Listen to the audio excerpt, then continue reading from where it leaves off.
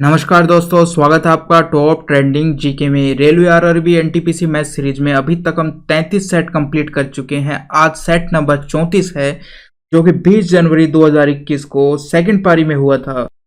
तो video continue करें उससे पहले मैं आपको बता दूं, आपकी तैयारी को स्मार्ट वर्क के तौर पर नेक्स्ट लेवल तक ले जाने के लिए मॉक टेस्ट लगाना बहुत ज्यादा जरूरी है। इससे आपका स्पेशली टाइम मैनेजमेंट हो गया, कौन सा सेक्शन वीक है एग्जाम से पहले आपको पता चल रहा है। मॉक टेस्ट के लिए टेस्ट बुक इतनी बेहतरीन प्लेटफॉर्म है। एक तो आप अनलिमिटेड मॉक टेस्ट लगा सकते हो, सेकंड सभी एग्जाम्स के मॉक टेस्ट आपको एक ही पास के अंतर्गत मिल रहे हैं। इसमें यदि आप टीटीजी के कूपन कोड यूज करते हो तो एक्स्ट्रा 30% यानी जो एक वर्ष का 399 का पास है वो आपको 280 रुपए मिलने वाला है। एग्जाम में जो आपको पैटर्न यहाँ पर डैशबोर्ड देखने को मिलता है, सेम इंटरफेस यहाँ पर प्रैक्टिस कर सकते हो। 50,000 प्लस स्टूडेंट हैं जिन्होंने मॉक टेस्ट लगाया और तैयारी को आगे बढ़ाते हुए उनका सिलेक्शन भी हुआ। 50% आपकी तैयारी को आगे यहाँ पर इंक्रीज कर सकते हो आप। एग्जाम में जो अब तक 26,000 जो एग्जाम ओरिएंटेड मॉक टेस्ट यहाँ पर अवेलेबल है, 400 प्लस एग्जाम्स के मॉक आप लगा सकते हो। ज्यादा जानकारी के लिए डिस्क्रिप्शन बॉक्स में लिंक है, क्लिक करके ये मॉक टेस्ट सीरीज ज्वाइन कर सकते हो। तो चलिए यहाँ पर क्वेश्चंस को कंटिन्यू करते हैं। यहाँ पूछा गया पहला सवाल कुछ इस प्रकार से दिया गया था और ये सवाल पहले वाली शिफ्ट में काफी बार आ चुका है। ये एक फॉर्मूला बन चुका है, यदि हम इसे a माने और इसको b माने तो ये a माइनस बी हो चुका है और ये a प्लस बी हो चुका है। तो ये फॉर्मूला बन चुका है a square minus b square का। तो यदि √3 को आप स्क्वायर करोगे तो 3 आ जाएगा और √2 का स्क्वायर करोगे तो 2 आ जाएगा। यदि इनको घटाते हैं तो कितना आता है, हमारा 1 आता है, जो कि ऑप्शन नंबर 3 में दिखाई दे रहा है आपको। सवाल नंबर 6, किसी वस्तु के क्रय मूल्य और विक्रय मूल्य का अनुपात 4:5 दे रखा है, तो लाभ हुआ या हानि हुआ प्रतिशत में बताना है हमें। 4 की वस्तु को 5 में बेचा है, कितने का लाभ हुआ, 1 का लाभ हुआ, कितने के ऊपर, 4 के ऊपर। परसेंटेज के लिए हम 100 से मल्टीप्लाई कर देते हैं तो ये 25% का उसको क्या हो चुका है, लाभ हो चुका है। सवाल नंबर 11, 20 वर्ष पहले एक पति और उसकी पत्नी की औसत आयु 23 वर्ष है, तो 20 साल पहले कितनी है, 23 वर्ष उनकी औसत आयु है, यानी कि दोनों को मिलाकर कितनी हो जाएगी, 46 हो जाएगी। औसत तो है 23, दो लोगों का औसत है, 2 से मल्टीप्लाई करेंगे 46 हो जाएगा।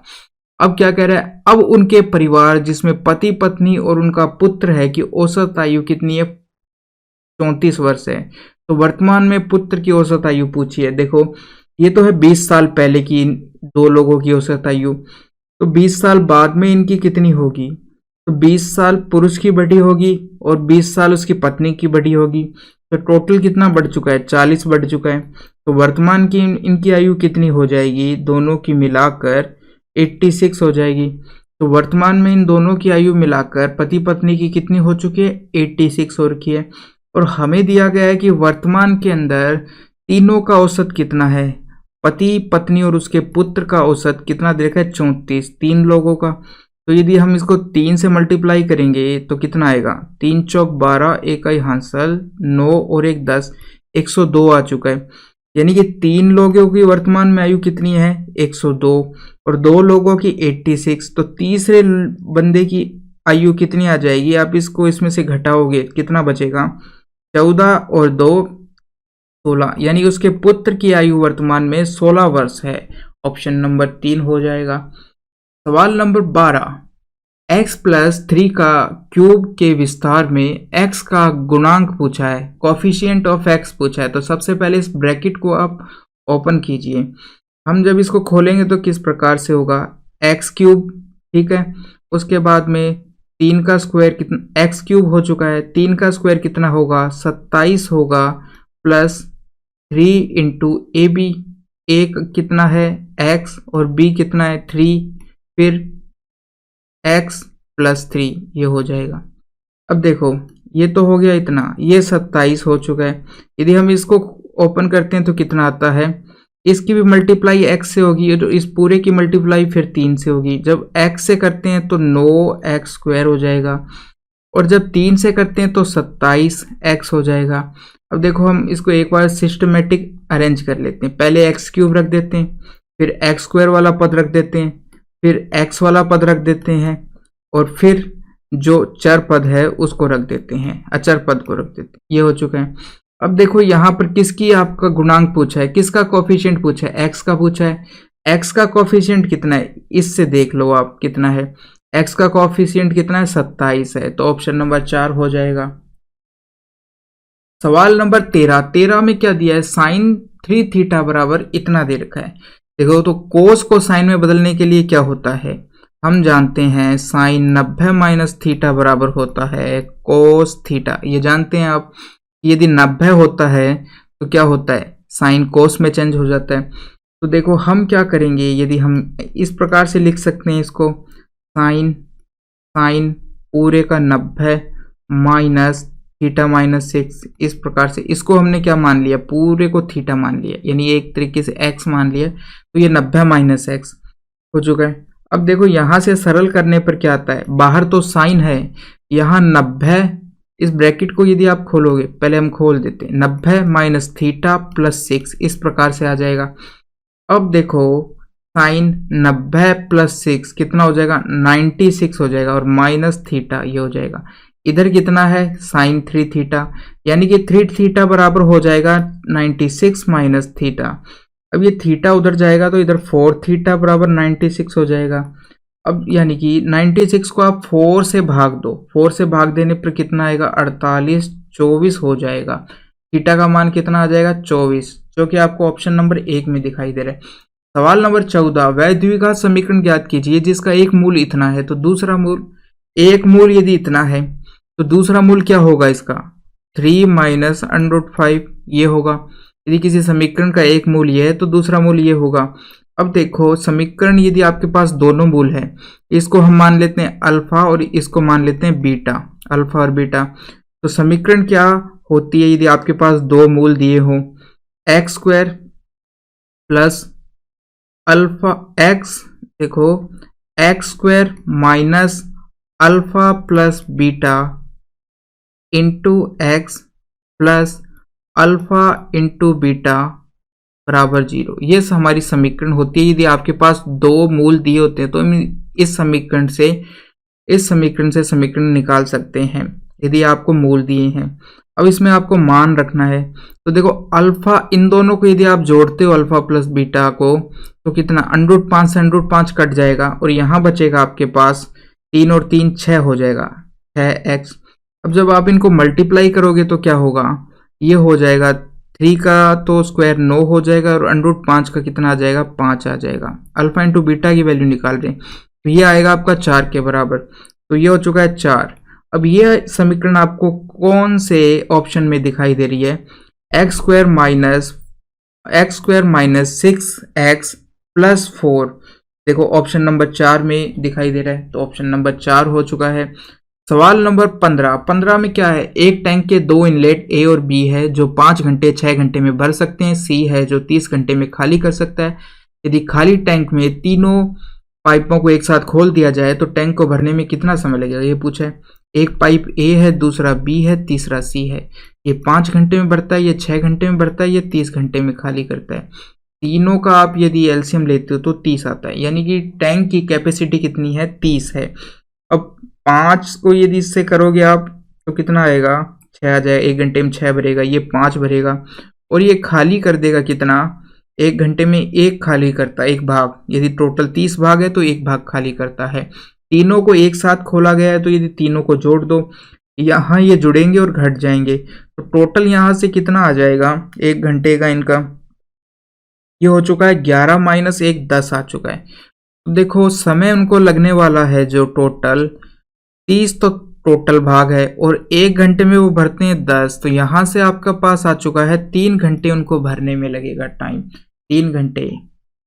सवाल नंबर 18 के अंदर दो बक्से ए और बी में किसी वस्तु के क्रम से 85 और 68 नग रखे जा सकते हैं। हालांकि इन वस्तुओं को पहले एक समान आकार के छोटे पैकेट में पैक किया जाना है जो बक्से में फिट हो सके। इनमें से प्रत्येक पैकेट में अधिकतम कितने नग रखे जाने चाहिए ताकि दोनों बक्से ए और बी पूरी तरह से भर जाएं। तो देखो इस प्रकार से कह रहा है कि वो आपके पास इस प्रकार से मान लो कि 2 कार्टून है, बड़े कार्टून है, एक में क्या है कि 85 बिस्किट के पैकेट आ सकते हैं और एक में 68 बिस्किट के पैकेट आ सकते हैं, इस प्रकार से, ठीक है। 2 हमारे पास क्या है, बड़े बक्से हैं या बड़े कार्टून हैं, उसमें एक में आप मान लो कि 85 बिस्किट के पैकेट आ सकते हैं, एक में 68 बिस्किट के पैकेट आ सकते हैं। अब क्या है कि हमें क्या करना है कि एक छोटे बिस्किट का पैकेट बनाना है और उसको इसके अंदर रखना है। तो इस प्रकार रखना है कि पूरा का पूरा कार्टून भर जाए, कोई भी जगह जैसे खाली नहीं बचे। जैसे हम यदि लेते हैं कि 10 बिस्किट के पैकेट का एक छोटा कार्टून बना दें, ठीक है, तो यदि वो 10 पहले वाले में रखेंगे, टोटल जगह 85 रखने की, आप रखोगे कितने रख पाओगे? 80। अब हमारे जो छोटा पैकेट है उसका साइज तो है 10 पैकेट रखने का, और जगह हमारे पास 5 ही बिस्किट रखने की, तो वो पैकेट रखा नहीं जा सकता।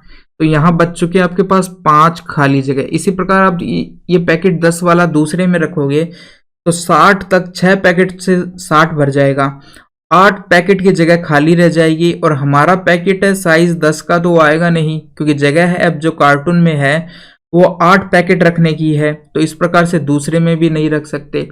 तो आपको इसी प्रकार से बताना है कि कितने बिस्किट का वो पैकेट बनाया जाए कि वो पहले में रखने पर पूरा कार्टून भर जाए, और वो पैकेट यदि दूसरे में रखते हैं तो उस प्रकार रखते रखते दूसरा भी कार्टून पूरा भर जाए।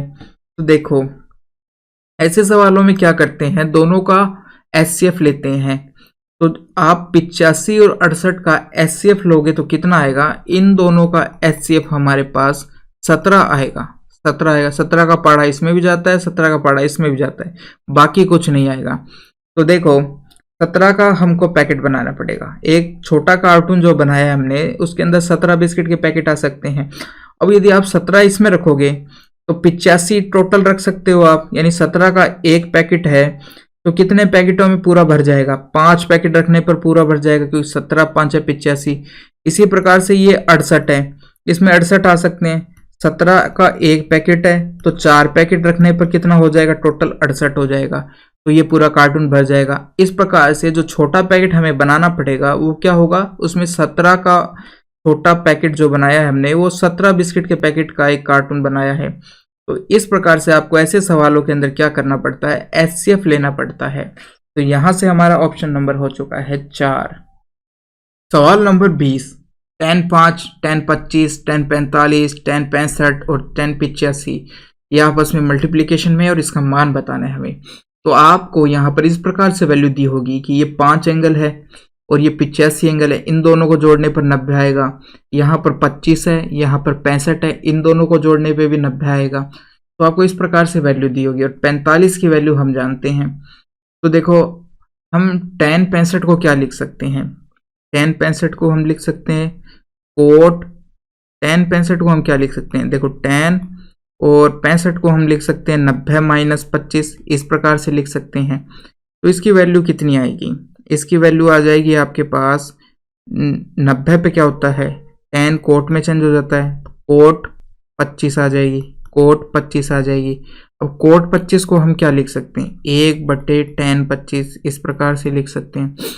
हो चुका है, ठीक है। तो यहाँ हमने वैल्यू किसकी लेके चले? 10 65 की वैल्यू लेके चले, और हमें क्या मिल गया?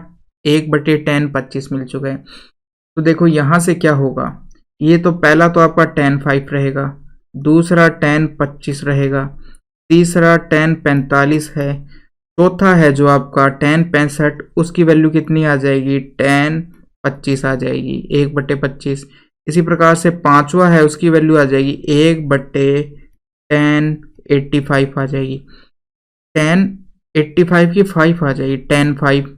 अब देखो 10 5 से 5 कट जाएगा, 10 25 से 10 25 कट जाएगा, यहाँ बचेगा 10 45, और 10 45 का मान होता है 1 के बराबर। तो हमारा ऑप्शन नंबर आ जाएगा 1। इस प्रकार से सवाल नंबर 23। 23 में क्या दिया गया आपको? √3 माइनस √2 माइनस √3 एक है, क्या है ये? देखो, √2 भी एक अपरिमेय संख्या होता है, इरेशनल नंबर, और √3 भी एक इरेशनल नंबर होता है। तो यदि दो इरेशनल नंबर को जोड़ा जाता है या घटाया जाता है वो भी क्या होगा? एक इरेशनल नंबर होगा। तो ऑप्शन नंबर यहाँ पर क्या हो जाएगा? हमारा 1 हो जाएगा, अपरिमेय संख्या। क्वेश्चन नंबर 26, एक विक्रेता अपनी वस्तुओं पर क्रय मूल्य से 40% अधिक अंकित करता है और उसे 20% की छूट देता है, और उसे प्राप्त होने वाला लाभ, यानी कह रहा है कि वो यदि किसी वस्तु का क्रय मूल्य 100 रुपये है तो अंकित करता है वो 40 अधिक 140, और 140 पर फिर 20% की छूट देता है। तो देखो मैं इसको आपको दो तरीके से बताता हूँ। पहला तरीका है, देखो कितना है, ये 40% को हम फ्रैक्शन में क्या लिख सकते हैं, 2/5 लिख सकते हैं। यानी 5 की चीज पर 2 अधिक अंकित करता है, तो अंकित 2 अधिक करता है तो 5 और 2 कितना हो जाएगा, 7 हो जाएगा। यानी कि उसका अंकित मूल्य 7 हो चुका है। अब क्या है, 7 पर वो कितने की छूट देता है, 20% की। 20% की फ्रैक्शन वैल्यू होती है 1/5। तो हम लिख सकते हैं कि 5 की चीज पर कितने की छूट दे रहा है वो, 1 की, तो 4 की हो चुकी है वो। अब देखो ये हमारे पास दो रेशियो आ गए, इनको हम एक ही रेशियो में चेंज करने के लिए क्या करते हैं, इस प्रकार से मल्टीप्लाई करते हैं। तो ये हो जाएगा, 5 को 5 से किया तो 25, ये 35 हो जाएगा, ये 28 हो जाएगा। अब लाभ देखने के लिए ये तो हो चुका है क्रय मूल्य, और ये है विक्रय मूल्य 28। देखो ये तो है सीपी, ये है एसपी, और ये है वो एमपी या मार्क मार्क प्राइस। तो देखो अब यहाँ पर अपना एस पी 28 है और सी पी 25 है, तो लाभ कितने का हो चुका है, 3। तो 3 का लाभ कितने पे, 25 पे हुआ। परसेंटेज के लिए 100 से मल्टीप्लाई कर देंगे, 1 से जाएगा 4 बार, तो कितना आ चुका है, 12% का लाभ आ चुका है, 12% का लाभ हो चुका है। दूसरा तरीका है कि हमने माना क्रय मूल्य 100 है, 40% बढ़ाकर अंकित करता है तो 140 हो जाएगा। अब इस पर 80% की छूट देता है, तो देखो 140 पर 20% की छूट देता है तो कितनी हो गई, 20%, तो 80 हो जाएगा। 20% की छूट दी तो माइनस 20 80, तो ये दोनों जीरो से जीरो कट जाएगी, और 8 को जब हम 14 से मल्टीप्लाई करते हैं तो 112 आता है। यानी कि वो उस चीज को 112 में बेच रहा है, ठीक है, 20% की छूट देने के बाद। तो सीपी कितना है, 100 रुपए, ये है मार्क प्राइस और ये है सेलिंग प्राइस। तो लाभ कितने का हुआ है, 100 पर 12 का हुआ है, और 100 पर जो लाभ होता है उसी को हम परसेंटेज बोलते हैं, तो ये 12% हो चुका है। तो यहां से, और सवाल नंबर 30, ए किसी कार्य को 20 दिनों में पूरा कर सकता है और बी उस कार्य को 24 दिनों में पूरा कर सकता है। वे 10 दिनों तक एक साथ कार्य करते हैं, फिर ए कार्य छोड़ देता है, बी से इस कार्य को कितने दिनों में पूरा करेगा। देखो ए और बी दो लोग हैं, ए करता है 20 दिनों में, बी करता है 24 दिनों में पूरा, और वे दोनों एक साथ कितने दिन तक कार्य करते हैं, 10 दिन तक। तो सबसे पहले तो इनका एलसीएम लो। एलसीएम हमने लिया तो कितना आ जाएगा, यहाँ से आपका 120 आ जाएगा। 120 को आप यदि इसमें भाग देते हो तो कितनी बार जाएगा, 120 को भाग दोगे तो ये 6 बार जाएगा, 24 से 5 बार जाएगा। तो ये तो इनका है टोटल वर्क, और ये है इनकी इफिशिएंसी का रेशियो। तो देखो 6, ये एक घंटे में 6, एक दिन में 6 बनाता है ए, और बी एक दिन में 5 बनाता है। टोटल काम है हमारे पास 120। उन्होंने कितने दिन तक काम किया साथ में, 10 दिनों तक एक साथ काम किया। तो ये दोनों मिलकर एक दिन में कितना बनाएंगे, 11 बनाएंगे।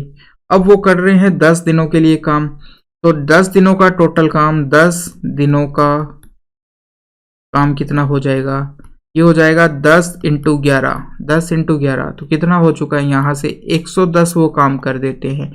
टोटल काम कितना था, 120 में से 110 घटाओगे तो शेष काम कितना बचा, शेष कार्य कितना बच चुका है, शेष कार्य आपके पास 10 बच चुका है, 10 बच चुका है। अब 10 को कौन कर रहा है, बी कर रहा है, और बी एक दिन में कितना काम करता है, बी एक दिन में 5 काम करता है।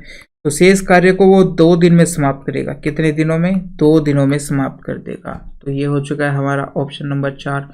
सवाल नंबर 32, सबसे छोटी अभाज्य संख्या यानी प्राइम नंबर और सबसे छोटी भाज्य प्राकृत संख्या या भाज्य संख्या बोल दो, कंपोजिट नंबर का एचसीएफ क्या होगा, ये पूछा है। तो देखो सबसे पहले तो प्राइम नंबर क्या होता है, प्राइम नंबर होता है कि जिसमें केवल स्वयं का या फिर एक का भाग जाता है, उसको हम कहते हैं प्राइम नंबर। तो जैसे हो चुका है 2 हो चुका है, 3 हो चुका है, 5 हो चुका है, 7 हो चुका है, इनमें या तो खुद का भाग जाएगा या फिर एक का भाग जाएगा, तो इनको कहते हैं प्राइम नंबर। और साथ ही उनके 2 फैक्टर होते हैं।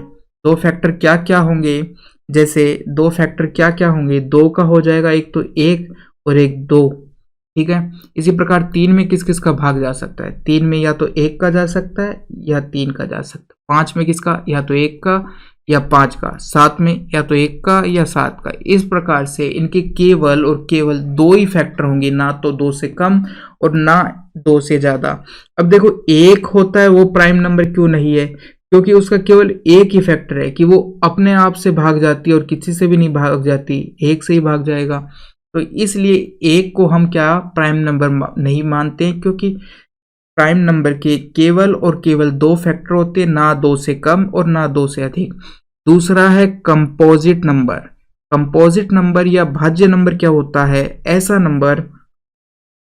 ऐसा नंबर जिसमें 2 से अधिक संख्याओं का भाग जाता है, 2 से अधिक संख्याओं का भाग जाता है या 2 से अधिक फैक्टर होते हैं उसके। जैसे हम 4 ले लेते हैं, 4 के फैक्टर क्या क्या होंगे, एक तो 1 से भाग जा सकता है, एक 2 से भाग जा सकता है, एक 4 से भाग जा सकता है, 3 फैक्टर हो गए। इस वजह से ये क्या हो जाएगा हमारा कंपोजिट या भाज्य नंबर। इसी प्रकार से 6 हो जाएगा हमारा, 8 हो जाएगा। तो ये जिनमें हम 2 से ज़्यादा संख्याओं से भाग जाता है उनको हम क्या कहते हैं, कंपोजिट नंबर कहा जाता है। तो ये हो जाएंगे कंपोजिट नंबर।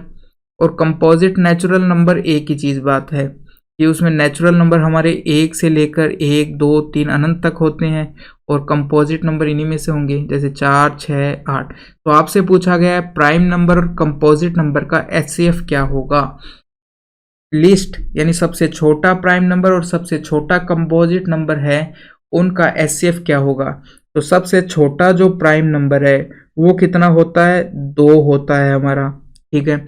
और सबसे छोटा कंपोजिट नंबर कितना होता है, तो ऐसी संख्या देखो जिसमें सबसे छोटी, जिसमें 2 से अधिक संख्याओं का भाग जाता है। तो 2 में देखो केवल 2 का जाता है, 3 में केवल 2 का जाता है, 4 ऐसी संख्या है जिसके अंदर 3 संख्याओं का भाग जाता है। तो सबसे छोटा कंपोजिट नंबर हमारा 4 हो चुका है।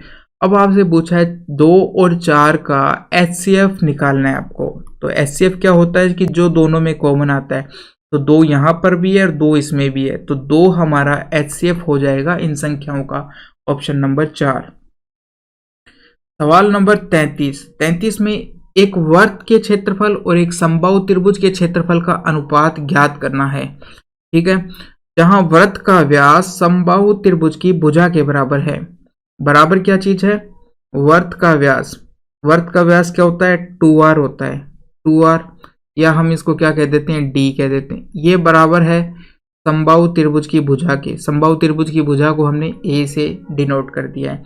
अब देखो वर्त का क्षेत्रफल क्या होगा, वर्त का क्षेत्रफल हो जाएगा πr² हो जाता है, इसका अनुपात पूछा है। और दूसरा समबाहु त्रिभुज का क्षेत्रफल क्या होता है, 3/4a² होता है। इन दोनों का अनुपात पूछा है। तो हम देखो ये बराबर है, ठीक है। तो हम इसको यदि r का d के रूप में, देखो r को हम यदि d के रूप में रखें तो क्या करेंगे, r को d के रूप में यानी कि डायामीटर के रूप में, तो r रेडियस होती है डायामीटर की आधी। तो r की वैल्यू हम क्या रख सकते हैं, d/2। तो यहाँ क्या हो जाएगा, d²/4 हो जाएगा, ठीक है, ये हो जाएगा। और यहाँ आएगा √3/4a², ये हो जाएगा। अब देखो d और a बराबर है, तो मैं d की जगह भी a रख सकता हूँ। तो d की जगह a रखा तो a² हो जाएगा /4, और इधर है 3√3/4a²। अब देखो 4 से 4 कट चुका है, a² से a² कट चुका है। तो यहाँ से आपका रेशियो कितना आ चुका है, π/√3 ये आ चुका है। ये आपको ऑप्शन नंबर 3 में दिखाई देता है। सवाल नंबर 37, यदि किसी वस्तु में को 5% की हानि पर बेचने की बजाय 5% के लाभ पर बेचा जाता है तो उसको 5 रुपए अधिक प्राप्त होते हैं। कह रहे हैं कि पहले वो 5% हानि पर बेचता था, यानी यदि उसकी वस्तु का मूल्य 100 रुपए है तो पहले तो वो 95 में 5% की हानि पर बेच रहा था। अब 105% के लाभ यानी 5% के लाभ यानी 105 में बेच रहा है। इनका अंतर कितना परसेंट है, यानी कि ये आ चुका है आपका अंतर 10%। और 10% कितना अधिक मिलता है उसको, 5 रुपए अधिक मिलता है यदि वो 95 के बजाय 105% पर बेचे, 95% की बजाय 105% पे बेचे। यानी कि जो 10% है वो 5 रुपए के बराबर है। यहां से हमें ये मिल चुका है।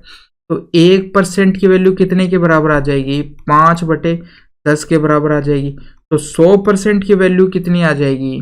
100% की वैल्यू 5/10 इंटू 100 के बराबर आ जाएगी।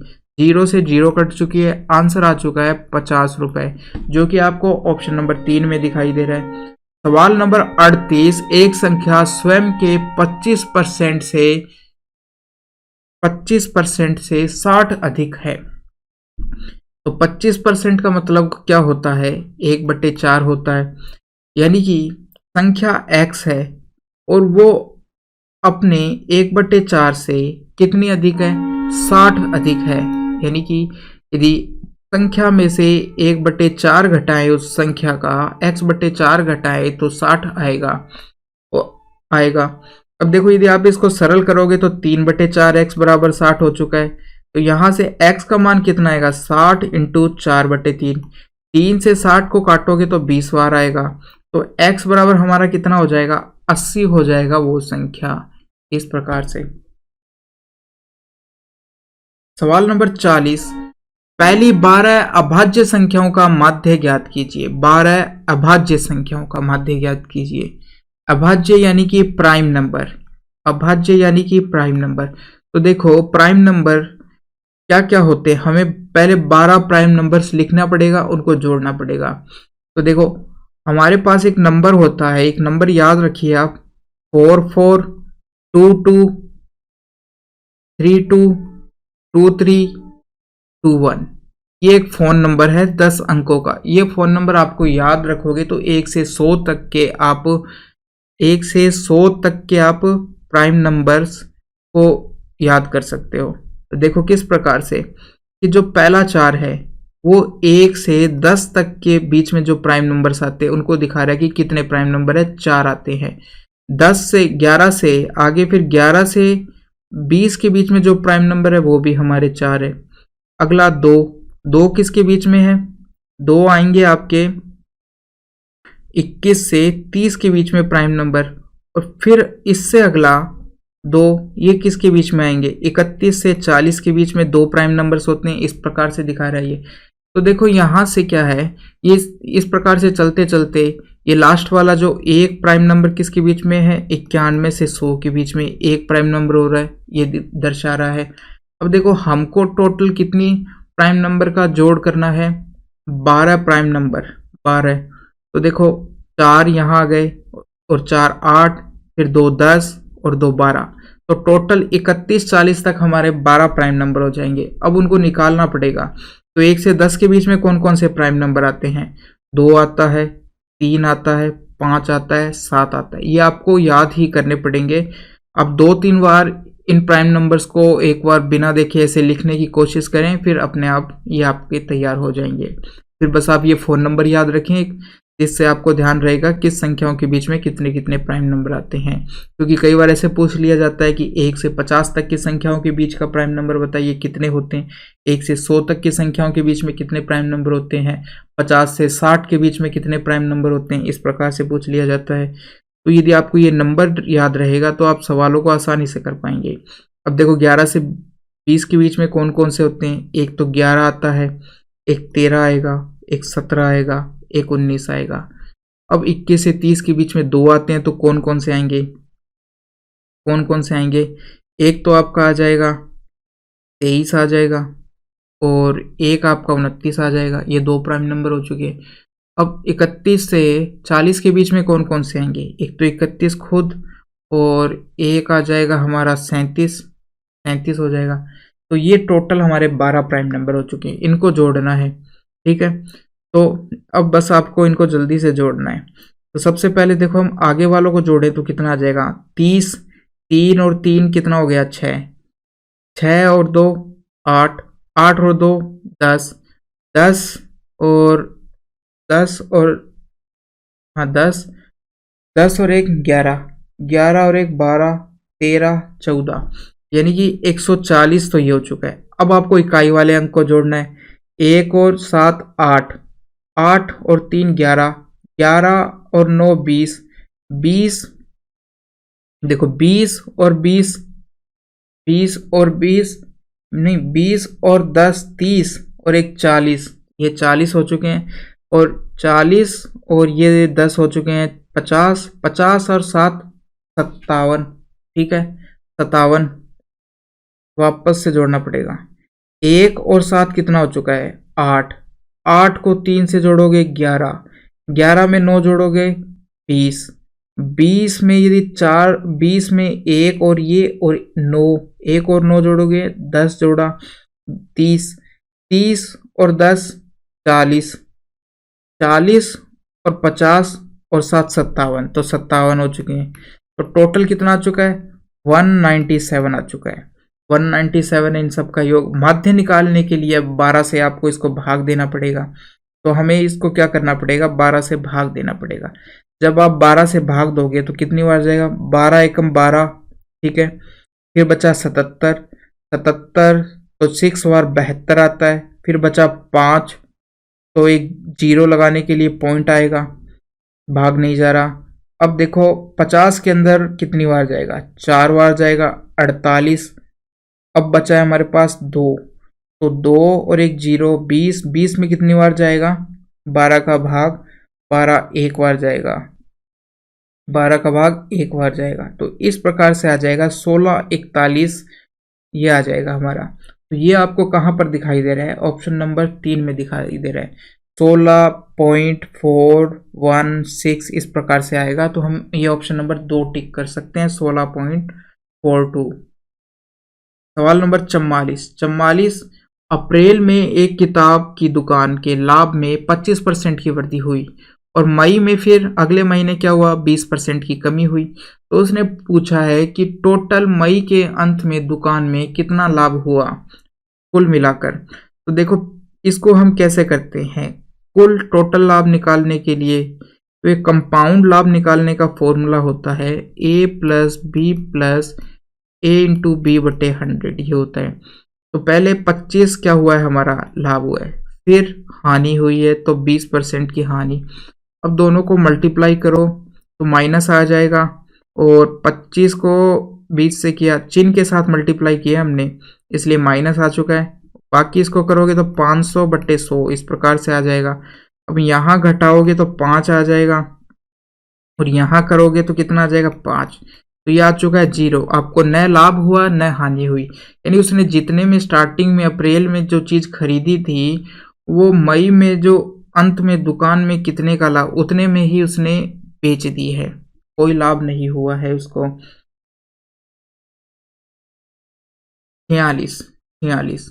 46 में क्या कहा गया है y का x% के बराबर होगा। तो देखो y का x% इस प्रकार से, यदि हम परसेंटेज के साइन को हटाते हैं तो नीचे 100 आ जाता है। इसको हम इस प्रकार से भी लिख सकते हैं x बटे वाई 100। तो ये किसके बराबर होगा, किसके बराबर होगा y% के बराबर होगा, y के परसेंट के बराबर होगा। किसके बराबर होगा, तो हम मान लेते हैं कि ये बराबर होगा, देखो ये बराबर होगा। अब ये पूछा है कि किसके बराबर होगा, तो किसके बराबर होगा, तो यहाँ से देखो आप एक तरीका तो ये है कि आप मान लो कि वो संख्या a के y% के बराबर होगा, क्योंकि x तो दे रखा है तो हमने मान लिया a के y% के बराबर होगा। तो a का y% निकालोगे तो इतना आएगा, ठीक है, a का y% निकालोगा तो इतना आएगा। अब देखो इन दोनों संख्याओं को बराबर करोगे, यही तो कहा है कि ये बराबर है इसके, तो इसको इसके बराबर करोगे बट्टे 100 आ जाएगा। फिर ये 100 से 100 कट गया, y से y कट चुका है। तो देखो a का मान कितना आ चुका है, a का मान आपका x आ चुका है, यानी कि यहाँ पर जो वैल्यू है a की बराबर कितनी आएगी x आएगी। x आपको कहाँ पर दिखाई दे रही है, ऑप्शन नंबर 4 में दिखाई दे रही है। इस प्रकार से कर सकते हैं। बाकी आप देखो x का y% बोल दो या फिर y का x% बोल दो, बात एक ही है, क्योंकि ये भी x y बटे 100 हो जाएगा और ये भी x y बटे 100 हो जाएगा। इस प्रकार से एक ही बात है। तो ऑप्शन नंबर हमारे यहाँ पर कितना था 4 हो चुका है। अब 51 दे रखा है √3 तो देखो सबसे पहले तो किसी संख्या के बाहर यदि √3 लगा होता है, जैसे इसके बाहर लगा हुआ है, तो इसका मतलब क्या है, हम लिखते हैं इसको 5 की पावर 1/3। इसका मतलब ये है, इसको क्यूब रूट कहते हैं कि ये 3 है यदि बाहर, तो 5 का क्यूब रूट। यदि बाहर यदि 4 लिखा होता तो इसका मतलब क्या है, 5 की पावर 1/4, यानी जितना भी लिखा होगा बाहर हम उसको 1/, उतना लिख देंगे। यदि बाहर n लिखा है तो हम कहेंगे 5 की पावर 1/n, इस प्रकार से। तो यदि बाहर अंडर के बाहर इस प्रकार से लिखा हो तो इसका मतलब ये होता है। अब दूसरी चीज यहाँ पर आती है कि परिमेयकारी गुणनखंड या रैशनलाइजिंग फैक्टर क्या होता है। रैशनलाइजिंग फैक्टर वो होता है कि वो संख्या को अपरिमेय से परिमेय में चेंज कर दे, यानी इरेशनल संख्या से रेशनल में चेंज कर दे। ऐसी किस संख्या से उस संख्या को मल्टीप्लाई किया जाए कि वो रैशनल में चेंज हो जाए या परिमेय संख्या में चेंज हो जाए।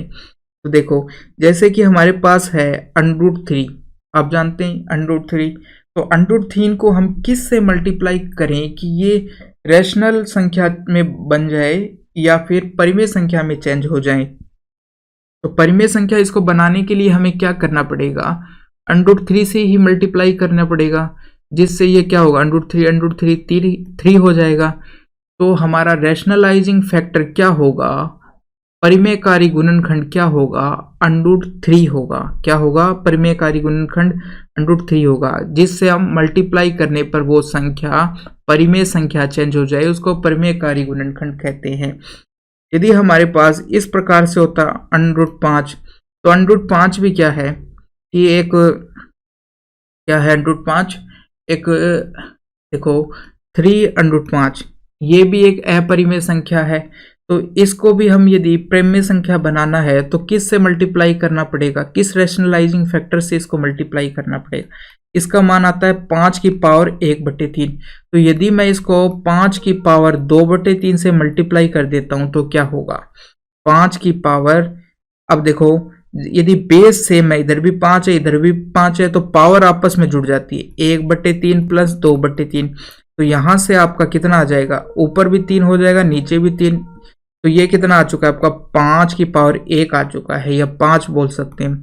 तो ये आपका क्या है, अपरिमेय से परिमेय में चेंज हो चुका है। तो हम इसको कहेंगे जो हमारा 5 की पावर 2/3 है उसको रैशनलाइजिंग फैक्टर कहेंगे।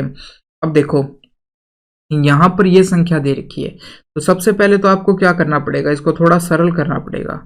40 की पावर 1/3 लिख सकते हैं हम इसको। अब देखो 40 के आपको टुकड़े करने पड़ेंगे, 40 के क्या करने पड़ेंगे, आपको टुकड़े करने पड़ेंगे। देखो 40 के जब हम टुकड़े करते हैं तो कितने आएंगे, 40 के जब हम टुकड़े करते हैं तो क्या आएगा। अब इसको हम 8 × 5 में लिख सकते हैं, 8 × 5 में लिख सकते हैं, ठीक है। अब देखो 8 की पावर 1/3 इसका मतलब है, और 5 की पावर 1/3 इसका ये मतलब है। अब 8 की पावर 1/3 कितना होता है, 2 होता है, और 5 की पावर 1/3 का मतलब कितना है, 5 की पावर 1/3 ही है। अब हम इसको किस से मल्टीप्लाई किया जाए कि ये परिमेय बन जाए, तो इसको हम 5 की पावर 2/3 से मल्टीप्लाई करना पड़ेगा। तो उससे क्या होगा, ये 5 बन जाएगा, ये पावर आपस में जुड़ जाएगी और 5 की पावर 1 हो जाएगी। तो 2 × 5 यानी कि 10 हो जाएगा। तो हमारे पास यहाँ रैशनलाइजिंग फैक्टर क्या होगा, जिससे हमको मल्टीप्लाई करना पड़ा, हमको 5 की पावर 2/3 से मल्टीप्लाई करना पड़ा इसको परिमेय बनाने के लिए। तो हमारा परिमेयकारी गुणनखंड 5 की पावर 2/3 हो जाएगा। ये हो चुका आपका ऑप्शन नंबर 2। सवाल नंबर 53, पहली 10 सम प्राकृत संख्याओं का माध्य पूछा है। तो सम माध्य निकालने से पहले आपको योग निकालने का फॉर्मूला पता होना चाहिए। प्राकृत संख्याओं का मतलब है नेचुरल नंबर। तो देखो पहली 10 प्राकृत संख्या 1 से लेकर अनंत तक होती है। तो पहली 10 प्राकृत संख्याओं का प्राकृत और सम बोला है, यहाँ पर इवन बोला है। तो सम संख्याओं, अब देखो हमने पहले भी इस प्रकार के विषम के सवाल आए थे, जब संख्याएं विषम हो कि पहली 10 विषम संख्याएं, पहली n विषम संख्याओं का योग क्या होगा, पहली 10 विषम प्राकृत संख्याओं का योग क्या होगा, ये होगा आपका n का स्क्वायर। यदि सम है, सम n सम प्राकृत संख्याओं का योग क्या होगा, ये आपका हो जाएगा n+1। ठीक, ये तो योग का फॉर्मूला होता है n+1। यदि माध्य की बात करते हैं तो क्या होता है, इसको आपको n से भाग दोगे तो n बचेगा, यदि इसको दोगे तो n+1 बचेगा। यानी कि आपको ये पता होना चाहिए कि पहले n समप्राकृत संख्याओं का माध्य क्या होता है, n+1 होता है। या फिर आपको योग भी पता है तो आप उस पर n डिवाइड करके आपको पता चल जाएगा n+1 होगा माध्य।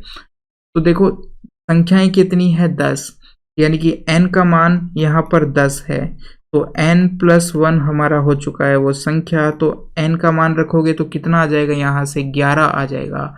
यानी कि समप्राकृत संख्याओं का माध्य हमारा कितना आ चुका है, 11 आ चुका है, जो कि ऑप्शन नंबर 3 में है। सवाल नंबर 57 में क्या कहा गया है, 27/25 का दशमलव प्रसार कितने के बाद शांत हो जाता है। तो ऐसे सवाल हमने पिछले 2-3 पेपरों में कर चुके हैं, तो यहाँ हम ज़्यादा टाइम नहीं लगाएंगे। तो 27 को यदि 25 से यदि आप डिवाइड करते हो तो क्या करते हैं, 5 से डिवाइड करने का रूल होता है, उसको डबल कर पीछे से एक स्थान के बाद पॉइंट लगा दो, तो इसका तो आएगा 5.4 जब हम 5 से डिवाइड करते हैं। तो आप फिर 25 के लिए फिर 5 से करना पड़ेगा, तो इसको एक बार और करो आप, तो 108 हो चुका है, पीछे से 2 स्थान के बाद पॉइंट लगा दो, 108। यानी कि 25 से आप जब 27 को डिवाइड करते हो तो 1.08 आएगा, चाहे आप वैसे डिवाइड कर लो और चाहे इस प्रकार से डिवाइड कर लो। तो ये आ चुका है 1.08। तो अब देखो यहाँ से कितने दशमलव के बाद ये संख्या खत्म हो गई, दशमलव के बाद 2 संख्या आई, एक 0 एक 8, तो हमारी 2 संख्या के बाद ये संख्या शांत हो चुकी है। तो 2 दशमलव अंकों के बाद ये आ चुका है ऑप्शन नंबर 1। सवाल नंबर 62 में क्या पूछा गया आपको, निम्नलिखित में से कौन सी संख्या युग्म सहभाज्य है, को प्राइम है। अब देखो को प्राइम आया है, को प्राइम क्या होता है, देखो प्राइम तो वो होता है जिसके केवल 2 फैक्टर होते हैं, एक खुद होता है और एक से भाग जाता है। अब देखो को प्राइम संख्या क्या होता है, को प्राइम संख्या जैसे मैं लेता हूं 9 ले लिया और 6 ले लिया, अब क्या ये को प्राइम है क्या, तो इनमें देखो कॉमन आ रहा है, कितना आ रहा है, 3 कॉमन आ रहा है, 3 कॉमन आ रहा है आपस में, तो ये क्या है, को प्राइम नहीं है।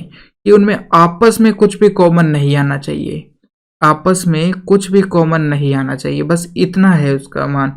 जैसे कि मैंने 7 ले लिया और 9 ले लिया, अब देखो 7 ले लिया और 9 ले लिया, 9 तो प्राइम नहीं है, मगर ये को प्राइम कैसे है कि ये दोनों आपस में, दोनों संख्या में कुछ भी कॉमन नहीं आ रहा है, तो 7 और 9 आपस में क्या है, को प्राइम है। 7 और 9 क्या है, आपस में को प्राइम है, यानी उनमें आपस में कुछ भी कॉमन नहीं आना चाहिए। ठीक है, इसी प्रकार से देखो कि जैसे हम ले लेते हैं 16 ले लिया हमने और 25 ले लिया, अब ये दोनों संख्याएं भी आपस में क्या है, को प्राइम है, क्योंकि इन दोनों संख्याओं में आपस में तो कुछ भी कॉमन नहीं आ रहा है। तो देखो हम चेक करते हैं यहाँ पर, पहली संख्या में जब हम चेक करते हैं तो ये भी 3 से भाग जा रही है और ये भी 3 से भाग जा रही है, यानी कि इनमें 3 कॉमन आ रहा है, तो ये संख्या नहीं होगी। इसमें देखो 13 तो 13 कॉमन आ रहा है, 13 से दोनों संख्याएं भाग जा रही है, यानी कि वो संख्या, दोनों संख्याएं किसी एक नंबर से भाग नहीं जानी चाहिए, एक को छोड़कर। अब देखो ये 14 7 से भाग जा रही है और 21 भी 7 से भाग जाता है, तो इनका देखो कॉमन कितना रहा, 7, तो ये भी नहीं होगा। अब 6 और 35 की बात करते हैं तो ये को प्राइम नंबर होंगे, क्योंकि इनमें कुछ भी कॉमन नहीं आ रहा है, कोई भी एक संख्या एक को छोड़कर किसी दूसरी संख्या से इनमें भाग दोनों में नहीं जा रहा है या कुछ भी कॉमन नहीं आ रहा है, तो हम कहेंगे हमारी जो ऑप्शन नंबर 4 है वो हमारा आंसर हो चुका है। सवाल नंबर 69, निम्नलिखित का मान ज्ञात कीजिए। इसका मान निकालना है आपको, यानी कि 63/126 सबसे पहले तो ये आपको निकालना है। पॉइंट को पहले आप ध्यान मत दीजिए, तो देखो इसको यदि आप भाग देते हो, देखो 21 से चला जाएगा, ये 21 से कितनी बार, 3 बार, और ये 21 से 6 बार जाएगा। अब 3 से ये 2 बार, यानी कि 1/2 आ चुका है। अब दशमलव देख लो आप, यहाँ पर कितने 2 स्थान के बाद थी और यहाँ पर भी 2 स्थान है ऊपर नीचे, दशमलव से दशमलव कट जाएगी, यानी 1/2 ही आएगा। अब बाहर कितना है, 4 + 5 × 3, अब इससे ये 2 बार जाएगा और ये आपस में 15 हो चुके हैं। तो यहाँ से मान हमारा कितना आ चुका है, 17 आ चुका है, जो कि ऑप्शन नंबर 3 के अंदर दिखाया गया है। सवाल नंबर 71, एक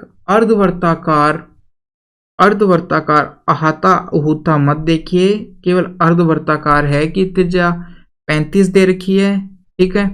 तो उसकी परिधि ज्ञात करनी है। अर्धवर्त की आपको त्रिज्या दे रखी है, उसकी परिधि बतानी है। तो सबसे पहले देखो अर्धवर्त में कितने भाग होते हैं। देखो मैंने एक अर्धवर्त बनाया और यहां से भी इसको पैक किया जाता है, ठीक है। अर्धवर्त का केवल बाहर वाला ये वर्त नहीं होता है, साथ में इसका व्यास भी होता है।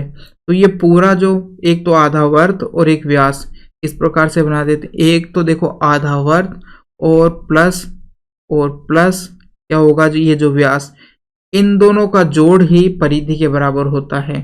तो देखो वो आधा वर्त का ये परिधि कितनी होगी, देखो 35 इसकी रेडियस है, तो 2 पाई आर होती है पूरे वर्त की रेडियस। आधे वर्त की हो जाएगी 2 से आप डिवाइड कर दो।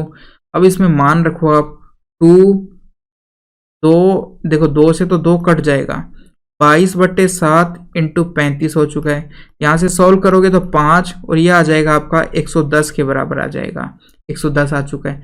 और साथ में क्या होगा, ये हो चुका है, और साथ में ये व्यास कितना है, व्यास देखो रेडियस यदि 35 है तो व्यास 70 हो जाएगा, 70 यानी 110 और 70 टोटल इसकी परिधि आ जाएगी। परिधि क्या होती है, चारों मेर की ये जो बाउंड्री होती है वही तो होती है। तो आधा वर्त का परिधि 110 आ चुकी है और ये आ चुका है हमारा व्यास कितना, 70। इन दोनों को जोड़ोगे तो किसके बराबर आएगा, 180 के बराबर। यही हमारी अर्धवर्त की परिधि हो जाएगी 180, ये हो चुकी है। या फिर आप इस प्रकार से यहाँ से हम एक फॉर्मूला भी बना सकते हैं कि अर्धवर्त की परिधि के लिए क्या हो जाएगा, पाई आर हो चुका है प्लस डी, या 2r लिख दो, 2r। तो ये हो चुका है हमारा अर्धवर्त की परिधि। या फिर आप डायरेक्ट डायग्राम से ध्यान रखिए। सवाल नंबर 73, बैक्टीरिया की एक तस्वीर को 60,000 गुना बढ़ाया गया, जिससे इसकी लंबाई कितनी देखने पर फिर ये 6 सेंटीमीटर का दिखाई देने लगा। यानी कि हमने एक बैक्टीरिया को हमने एक माइक्रोस्कोप से देखा और उसकी लंबाई, बैक्टीरिया को माइक्रोस्कोप से देख रहे हैं और बैक्टीरिया को 60,000 गुना बढ़ाया है उसको, तो उसकी लंबाई हमें बैक्टीरिया की कितनी दिखाई दे रही है, 6 सेंटीमीटर दिखाई दे रही है। पूछा कि वास्तविक लंबाई उसकी कितनी है, तो देखो 60,000 गुना बढ़ाने पर उसकी लंबाई कितनी दिखाई देती है, 6 सेंटीमीटर दिखाई देती है, 6 सेंटीमीटर दिखाई देती है। तो एक्चुअल में कितना होता है, 1 गुना ही तो होता है, ये तो 60,000 गुना है, 1 गुना ही तो होता है। 1 के लिए क्या करना पड़ेगा, 1 गुना करने के लिए हमको क्या करना पड़ेगा, भाग देना पड़ता है। 6 में आप 60,000 का भाग देंगे, 60,000 का भाग देंगे तो 6 से 6 कट जाएगा, यहाँ आएगा 1/1000, 1/40, तो यहाँ से हो जाएगा 1/10,000 सेंटीमीटर, ये हो जाएगा। तो उस बैक्टीरिया की वास्तविक लंबाई कितनी है, 1/1000 है। सवाल नंबर 74, यदि राशि ए बिना किसी दोहराव के 4 लोगों में से प्रत्येक को 1 से 5 तक कोई ना कोई संख्या निर्दिष्ट करने के तरीकों की संख्या है, और राशि बी बिना किसी दोहराव के 5 लोगों में से प्रत्येक को 1 से 5 तक कोई ना कोई संख्या निर्देशित करने के तरीकों की संख्या है, तो ए और बी में संबंध बताना है हमको, कथन कौन सा सही है। देखो क्या कहा है उसने, सबसे पहले तो हम बात करते हैं, ये किसका क्वेश्चन है, क्रमचय संचय का क्वेश्चन है, ठीक है। इंग्लिश में कहें तो परम्यूटेशन कॉम्बिनेशन का सवाल है ये। तो देखो यहाँ पर क्या कहा गया है कि 4 लोग हैं, राशि ए किसके बराबर है कि 4 लोग हैं, ठीक है, और प्रत्येक को 1 से लेकर 5 तक में कोई ना कोई एक संख्या देनी है। तो इस प्रकार से हम कितने बना सकते हैं, जैसे देखिए कि 4 लोग हैं, पहले को 1 दे दिया, दूसरे को 2 दे दिया, तीसरे को 3 दे दिया, चौथे को 4 दे दिया, या फिर पहले को 1 दे दिया, दूसरे को 2, तीसरे को 3, चौथे को 5 दे दिया, या फिर पहले को 5 दे दिया, दूसरे को 1 दे दिया, तीसरे को 2 दे दिया। इस प्रकार से ये कितने तरीकों से हम ऐसा कर सकते, कितने तरीकों से हम दे सकते हैं, ये पूछा गया है। और इसी प्रकार बी राशि भी किसके बराबर है? अब की बार 4 की बजाय 5 लोग हो चुके हैं और कितने तरीकों से इनमें बांट सकते हैं, ये कहा गया है। अब देखो, तो पहले में करते हैं 4 लोग। कितने लोग हैं? लोग है 4। संख्याएं कितनी है? 5 संख्याएं हैं। तो देखो हम किस प्रकार से करते हैं कि 5 संख्याएं हैं, तो पहले आदमी को कितनी संख्याएं दे सकते हैं? 1 भी दे सकते हैं, 2 भी दे सकते हैं, 3 दे सकते हैं, 4 दे सकते हैं, 5 दे सकते हैं। यानी 5 संख्याएं हैं और 5 संख्याएं हैं, तो 5 में से कुछ भी दे सकते हो। मान लिया मैंने पहले को 1 नंबर दे दिया, 1 नंबर दे दिया। अब हमारे पास कितना बचा है? 4, क्योंकि वो कह रहा है कि बिना किसी दोहराव, यानी कि वापस से दूसरे आदमी को जो हमने पहली संख्या दे दी है वो नहीं देनी है। एक को जो देती है वो दूसरे को नहीं देनी है।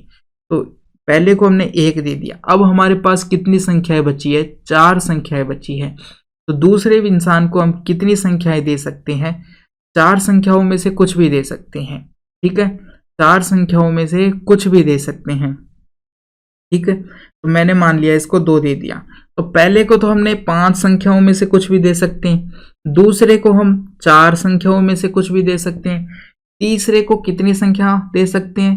3 संख्याओं में से कुछ भी, क्योंकि 1 दे दिया, अब बची हमारे पास 3 संख्याएं, तो तीसरे को हम 3 संख्याओं में से कुछ भी दे सकते हैं।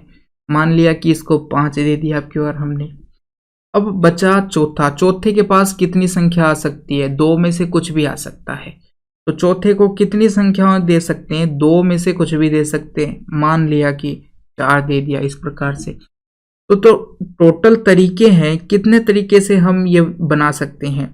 तो जो नीचे है, पहले को 5 दे सकते हैं, दूसरे को 4 दे सकते हैं, तीसरे को 3 दे सकते हैं, चौथे को 2 दे सकते हैं। इस प्रकार से, यानी कि पहली जगह पर 5 संख्याओं में से कुछ भी आ सकता है। दूसरे में 4 तरीके से दे सकते हैं, तीसरे को 3 तरीके से, चौथे को 2 तरीकों से। इन सबको यदि आप मल्टीप्लाई करते हो तो जो आएगा वो राशि A के बराबर है। यानी उतने तरीके से हम इसे बना सकते हैं। जैसे ये 3 तरीके दिखाएं, टोटल जो तरीके बन सकते हैं वो इतने होंगे, इनको आपस में मल्टीप्लाई करने पर। तो राशि A बराबर होगी, इनको आपस में मल्टीप्लाई करोगे उसके बराबर। इतने तरीकों से निर्दिष्ट कर सकते हैं। चाहे तो आप इसको मल्टीप्लाई कर लो और चाहे अभी ऐसे ही रख दो। इनको मल्टीप्लाई भी कर लेते हैं। चलो, 5 को 4 से किया तो 20, 20 को 3 से किया तो 60, और 60 को 2 से किया तो 120 आ जाएगा। अब राशि B की बात कर रहे हैं। तो अब लोग हमें करती हैं 5 लोग है, और 1 से 5 तक की संख्याओं को 5 लोगों में बांटना है। तो देखो 5 जगह बना लेते हैं, 5 जगह बना लेते हैं। पहले को 5 संख्याओं में से कुछ भी दे सकते हैं। तो कितने तरीके से दे सकते हैं? 5 संख्याओं में से कुछ भी दे सकते हैं। मान लिया कि पहले को 1 संख्या दे दी, अब कितने बचे? दूसरे को 4 संख्याओं में से कुछ भी दे सकते हैं, 1 संख्या इसको भी दे दी, अब बची 3 संख्याएं। तो तीसरे को 3 में से कुछ भी दे सकते हैं, चौथे को 2 में से कुछ भी दे सकते हैं, और पांचवे को 1 ही बची है उसके पास, तो 1 में से कुछ भी, एक ही संख्या जो लास्ट बची है वो ही लेनी पड़ेगी उसको। तो इन सब को यदि आप मल्टीप्लाई करते हो तो ये 5 लोगों में 5 संख्याओं को बिना किसी दोहराव के वितरित करने के तरीके हैं। तो ये आ जाएगा आपका राशि B के बराबर। किसके बराबर? राशि B के बराबर। अब यहाँ से आप मल्टीप्लाई करते हो तो भी 120 के बराबर ही आएगा, क्योंकि लास्ट में 1 आया है यहाँ पर। तो मान ये भी 120 ही आएगा। आप मल्टीप्लाई करके देख लीजिए। तो राशि 1 क्या है? B के बराबर हो चुकी है। अब हमारा ऑप्शन नंबर देखो कि कौन सा कथन सही है। राशि B अधिक है? नहीं। राशि A अधिक है? नहीं। निर्धारित नहीं किया जा सकता? किया जा सकता है। ऑप्शन नंबर 4 में देखिए, राशि A और राशि B दोनों समान है। यस, राशि A और राशि B समान है। ऑप्शन नंबर 4 हो जाएगा। क्वेश्चन नंबर 79, 600 मीटर लंबी रेलगाड़ी 72 किलोमीटर प्रति घंटे की चाल से चल रही है और 200 मीटर लंबे पुल को पार करने में कितना समय लगेगी। तो देखो, जैसे कि ये पुल है, ठीक है, ये हमारा पुल है और एक ट्रेन आती है जो इसको पार करती है, ट्रेन है जो इसको पार करेगी। तो देखो, पहली स्थिति तो ये बनती है कि जब इंजन इस पुल के जस्ट पास पे है। दूसरी स्थिति ये बनती है कि जब ये ट्रेन है, इसको लास्ट डब्बा इसका पार कर रहा है, लास्ट डब्बा इसका पार कर रहा है। पहली स्थिति तो जब क्या है कि इसका इंजन इसके पास में है, जब ट्रेन को पार करना स्टार्ट हुआ, जब इंजन एकदम इस पुल के पास में है, और एंड कब हुआ, जब लास्ट डब्बा गुजरा। तो यहाँ से कितनी दूरी ट्रेन को तय करनी पड़ी, 200 तो ये तय करनी पड़ी, ठीक है। इंजन देखो यहाँ से कहाँ पहुँच गया, यहाँ पहुँच गया, यहाँ से यहाँ पहुँच गया, उतनी दूरी तय करनी पड़ी। तो 200 तो पुल वाली दूरी तय करनी पड़ी और 600 अपनी लंबाई वाली दूरी तय करनी पड़ी। तो टोटल कितनी दूरी तय करनी पड़ी, 800 दूरी तय करनी पड़ी, क्योंकि इंजन यहाँ से यहाँ पहुँच गया तब उसका पुल को पार करना माना गया, क्योंकि यहाँ जाने पर ही लास्ट डब्बा उसका पार हुआ। तो टोटल दूरी हमारी कितनी आ गई है, 800 मीटर आ गई है। तो अब से आप ध्यान रखना, यदि कहे पुल को पार करना है, प्लेटफॉर्म को पार करना है, तो हम कहेंगे पुल को भी पार करना है और रेलगाड़ी को भी, अपने आप को भी पार करना है। यदि कहा जाए कि पोल को पार करना है या खंबे को पार करना है, तो हम कहेंगे रेलगाड़ी को, खुद को, अपने आप को पार करना है। तो इस टाइम पे हम कौन सी लेंगे, यदि पोल को पार करना हो तो रेलगाड़ी की खुद की जितनी लंबाई है उतनी डिस्टेंस लेंगे। यदि पुल की या प्लेटफॉर्म की बात करें तो हम कहेंगे कि पुल को प्लस रेलगाड़ी को, अपने आप को पार करना है। तो दोनों को जोड़ दिया, इतना आ चुका है। और चाल देखो किलोमीटर प्रति घंटे में दे रखी है, जबकि दूरी मीटर में दे रखी है, तो चाल को भी मीटर प्रति सेकंड में चेंज करना पड़ेगा। 72 को 5/18 से मल्टीप्लाई करना पड़ेगा, यहाँ से 20 मीटर प्रति सेकंड आ जाएगी ये। तो हमारे पास कितना समय लगेगा, समय बराबर आ जाएगा दूरी बटे चाल। चाल है आपकी 20, तो यहाँ से आप निकालोगे तो 40 सेकंड आपका आंसर आ जाएगा। ये हो चुका हमारा 79 क्वेश्चन। 80 नंबर में क्या दे रखा है, क्वेश्चन नंबर 80 में क्या दे रखा है, x + 1/x बराबर 6 है और इसका मान निकालना है। आप जानते हो x + 1/x बराबर k है, तो x² + 1/x² बराबर क्या हो जाएगा, k² - 2 होगा। k की वैल्यू कितनी दे रखी है, 6 दे रखी है। k² 36 - 2 होगा, यानी कि 34 हो जाएगा। तो ये ऑप्शन नंबर 2 आ चुका है हमारा। सवाल नंबर 81 में क्या कहा गया है कि ये संख्याएं दी गई है, इनकी माध्यिका या हम कहें मीडियन निकालनी है। क्या निकालनी है, मीडियन निकालनी है। तो देखो सबसे पहले इनको क्या करना पड़ेगा, हमको क्रम में जचाना पड़ेगा। और देखो आप सारी संख्याओं को भी क्रम से मत लिखिए, आप सबसे पहले नंबर देख लीजिए, 3 और 3 6 और 3 9 है। 9 संख्याएं हैं, तो कौन सा होगा नंबर माध्यिका, n + 1/2 होता है, यानी 9 + 1 10/2, यानी 5वीं संख्या होगी। और देखो 5वीं संख्या तक चलेंगे हम, छोटे से 13 सबसे छोटा है। फिर कितना आ चुका है, 14 2 बार दे रखा है हमको, 2 बार 14 दिखा, ठीक है। 3 संख्याएं हो चुकी है अब तक। फिर उसके बाद में 15 एक ही बार है, 15 हो चुका है। और 5वीं बार क्या, 16, 5वां नंबर आ चुका है। यही संख्या माध्यिका है हमारी, यही संख्या क्या है, माध्यिका। 16 हो चुका है, ऑप्शन नंबर 4। ये तो क्या है, विषम के लिए। सम के लिए क्या होता है कि बीच वाली 2 संख्याएं होती है, तो उन दोनों को जोड़कर आधा करते हैं हम। सवाल नंबर 84 में क्या है, यदि 24 और 144 में से है, 24 और 144 का मैस है, क्या है ये दे रखा है आपको। तो यहाँ p का मान बताना है। तो सबसे पहले आप 24 और 144 का माध्य निकालिए, माध्य क्या, HCF निकालिए। में से कितना आएगा, 24 और 144 का, ये आ जाएगा। इसमें क्या है, 24 2, इसमें भी 24 कॉमन है, तो 24 ही कॉमन आएगा। तो पहली संख्या में 24 और इसके टुकड़े करते हो तो आप 24 इंटू कितना आएगा, 24 इंटू 6, तो कॉमन क्या आया, 24 आया। तो 24 हमारा क्या हो जाएगा, HCF हमारा 24 आ चुका है, यानी 10p + 4 बराबर कितना आ चुका है, 24 के बराबर है। तो यहाँ से आप p का मान निकाल सकते हो, ये 4 उधर जाएगा तो 20 हो जाएगा। तो p बराबर कितना आ जाएगा, 20/10 आ जाएगा, यानी p का मान 2 आ चुका है, ऑप्शन नंबर 3 हो चुका है।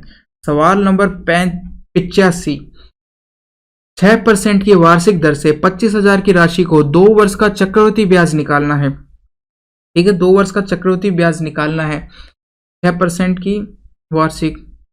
तो देखो क्या कर सकते हैं आप, इसको एक तरीका तो ये है कि 100 से डिवाइड कर दो, ठीक है, यहाँ से सरल करोगे तो कितना आएगा, 3/20 आ जाएगा। भिन्न में मान कितना आ चुका है, 6% का, 3/50, 3/50 आ चुका है, 2 से ऊपर नीचे कट जाएगा। यानी कि पहले साल 50 से क्या हो गई, वो राशि 53 हो चुकी है। 50 से कितनी हो चुकी है, 53 हो चुकी है। अगले साल की बात करें तो इसका स्क्वायर करोगे तो कितना आएगा, 2500 आ जाएगा। और 53 का यदि स्क्वायर करोगे तो कितना आ जाएगा, 53 का स्क्वायर करोगे तो कितना आ जाएगा, 53 का स्क्वायर इसका 2500 है, फिर आता है 2601, 2704,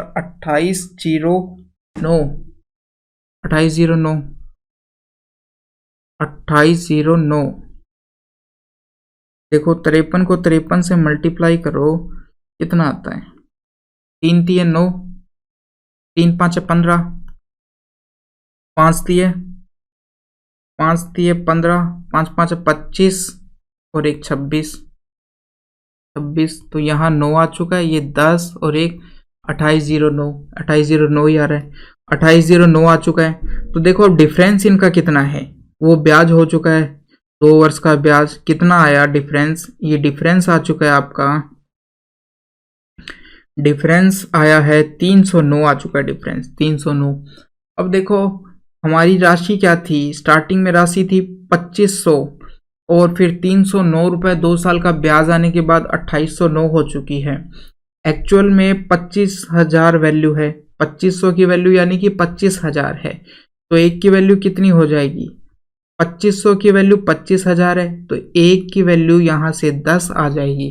तो ब्याज इतना अनुपात है, तो एक की वैल्यू इतनी है, तो 309 की वैल्यू कितनी हो जाएगी, 309 की वैल्यू 10 से मल्टीप्लाई करने पर 3090 हो जाएगी, जो कि हमें ऑप्शन नंबर 1 में दिख रहा है। तो एक तरीका तो ये है। दूसरा तरीका है कि पहले हम कंपाउंड दर निकाल लेते हैं, तो 6 + 6 × 36/100 ये हो जाएगा। तो यहाँ से आप जोड़ोगे तो 12.36 आ जाएगा। अब आपको 25,000 का 12.36 निकालना है, 25,000 का 12.36 निकालना है, वही हमारा ब्याज हो जाएगा।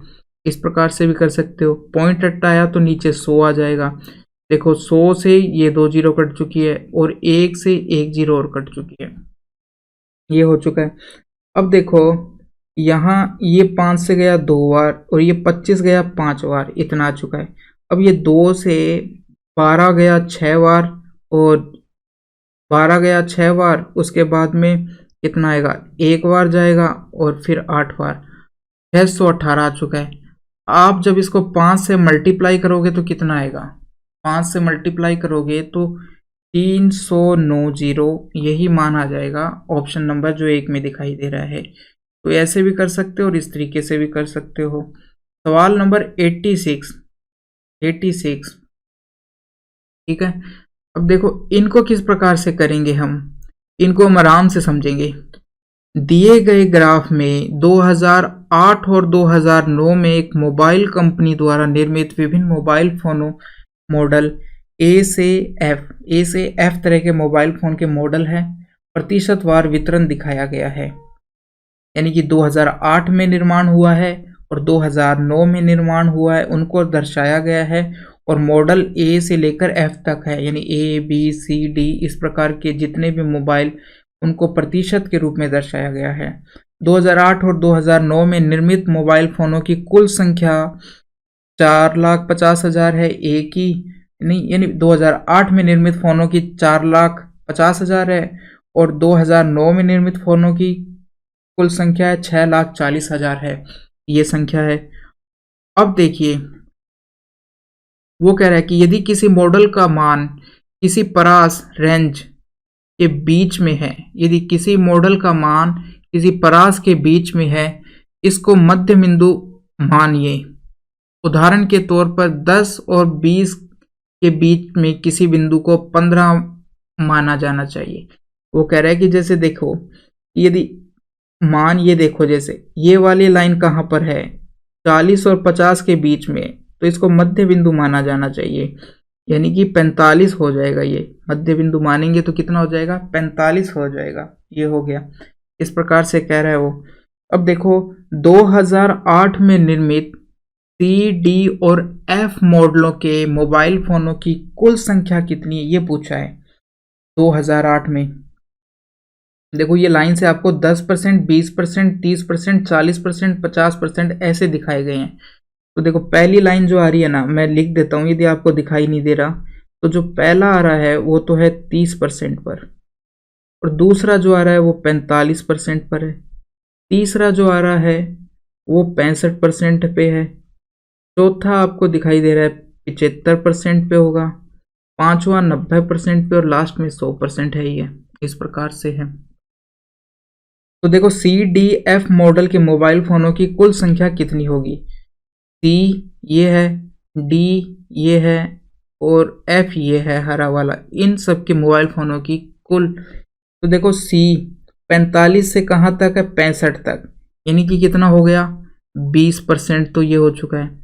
अब बात करते हैं सी की हो गई है, डी की बात करते हैं 65 से 75 तक, यानी कि 10, 75 में से 65 घटाओगे तो 10, यानी कि इनका गैप आ चुका है 10 का, 10% है। और ई भी 10% है, नहीं ई नहीं पूछा, एफ पूछा है, एफ भी 10% है, यानी कि टोटल परसेंट कितना हो चुका है, 40% हो चुका है। 40, यानी सी, डी, एफ मॉडल के फोनों की कुल परसेंटेज संख्या तो 40 के बराबर है। अब देखो कुल संख्या 100 होती है, ठीक है, तो कुल संख्या हमें कितनी दे रखी है, 4,50,000 ये दे रखी है, 4,50,000 दे रखी है। इसका आपको 40% निकालना है, 40% निकालना है। तो देखो एक जीरो से ये जीरो कट जाएगी और जीरो से जीरो ये कट जाएगी। अब आपको इसको 4 से मल्टीप्लाई करना है। 45 को जब 4 से मल्टीप्लाई करोगे आप कितना आएगा 90, और 90 को करोगे तो कितना आएगा 18, 180 आएगा।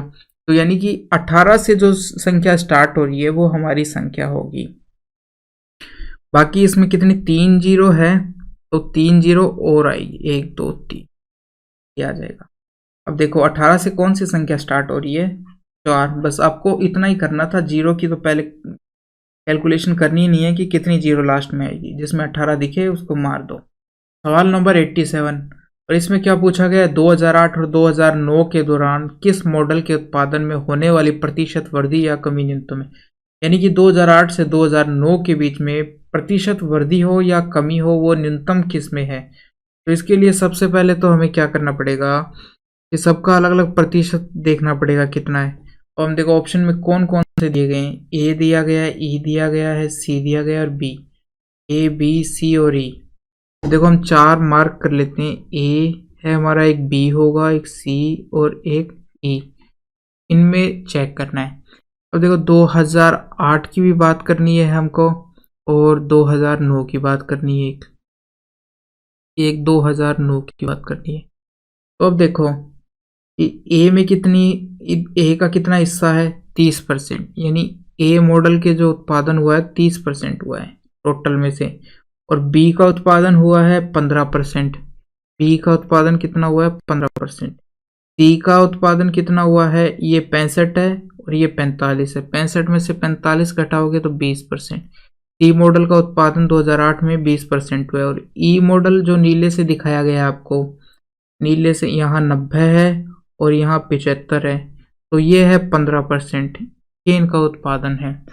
2009 में देखें तो ए का उत्पादन कितना है 40%, बी का उत्पादन कितना है 20%, सी का उत्पादन कितना है 15% और ई का उत्पादन कितना है 10%, ये है।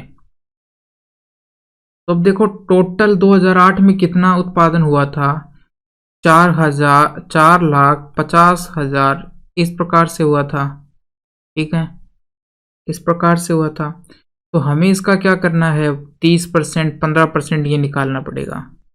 तो देखो मैं क्या करता हूँ कि ये लास्ट की 3 जीरो हम हटा देते हैं, ठीक है, 3 जीरो हटा देते हैं तो 10% कितना आएगा अपना 10% आएगा। यहाँ से देखो इसका 10% निकालोगे तो क्या होगा, देखो 3 जीरो तो हम पहले ही हटा देते हैं 450, 2 जीरो हटा दो, देखो 2 जीरो हटा दिए।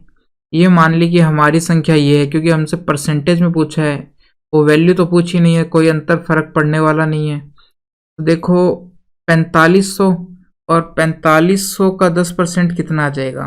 पीछे से एक जीरो हटा दो, 450। साथ में आप 5% और निकाल लो। 5% किसके बराबर आएगा?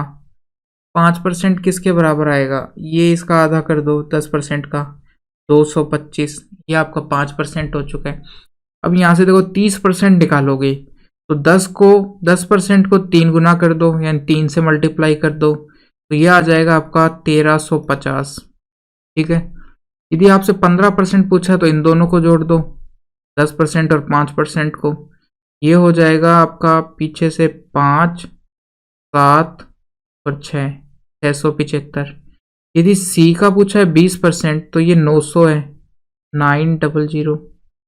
ई 15% है तो ये वापस से 675 आ जाएगा। तो ये आ चुके हैं संख्या, हर की संख्या। ये वैल्यू है परसेंटेज के अंदर, ये परसेंटेज में वैल्यू है हर की। तो इसी प्रकार यहाँ पे भी ये परसेंटेज में वैल्यू है। अब इनकी संख्या निकालनी पड़ेगी। 2009 में कितनी है? 2009 की बात करते हैं तो क्या होगा? 2009 में राशि कितनी थी?